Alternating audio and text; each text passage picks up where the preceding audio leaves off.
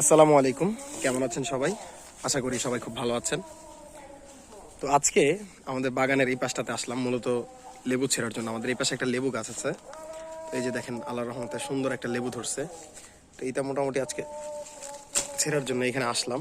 দেখেন, টাটকা লেবু, একদম সুন্দর ছোট্ট লেবু। তো এর পাশাপাশি আপনাদের সাথে কিছু বিষয় শেয়ার করি। সেটা হচ্ছে যে, এই যে দেখেন, আমাদের বাগানের এই পাশে একটা কাঁঠাল গাছ আছে। এটা মোটামুটি গাছের বয়স হয়েছে প্রায় 2-2.5 বছর, কিন্তু তারপরও এই বছর মানে গাছ ওইভাবে গ্রোথ করে নাই। কারণ হচ্ছে আমাদের বাড়ির পাশে দেখেন একটা বাগান।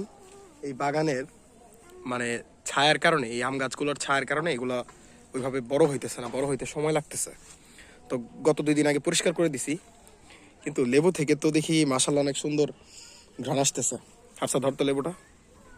আচ্ছা, তো এবার কথা বলি। দেখেন, এই পাশে আমাদের একটা আম গাছ আছে।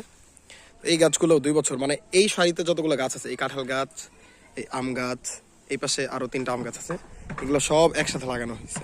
এবং এই আম গাছটাতে গত বছর আম ধরছিল, কিন্তু এই পাশে যেগুলো আছে এগুলোতে আমও ধরে না, গাছ ওইভাবে বড় হইতেছে না।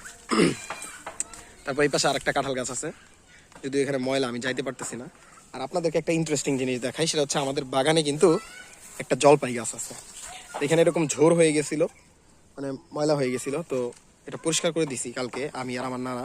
পরবর্তীতে আব্বু একটু করছে। দেখেন, এটা হচ্ছে জলপাই গাছ। যারা জলপাই গাছ চিনেন না তাদের জন্য দেখেন এই ভিডিওটা কাজে লাগবে।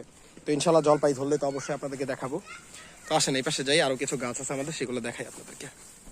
তো দেখেন, এই পাশে হচ্ছে আমাদের আরও একটা আম গাছ।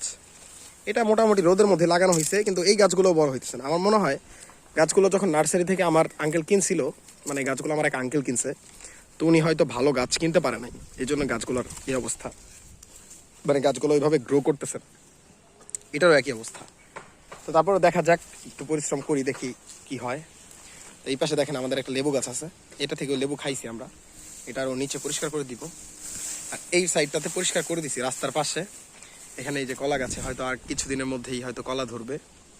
এই পাশেও একটা কলা গাছ আছে, এই যে নিচে দেখেন চারা হয়েছে।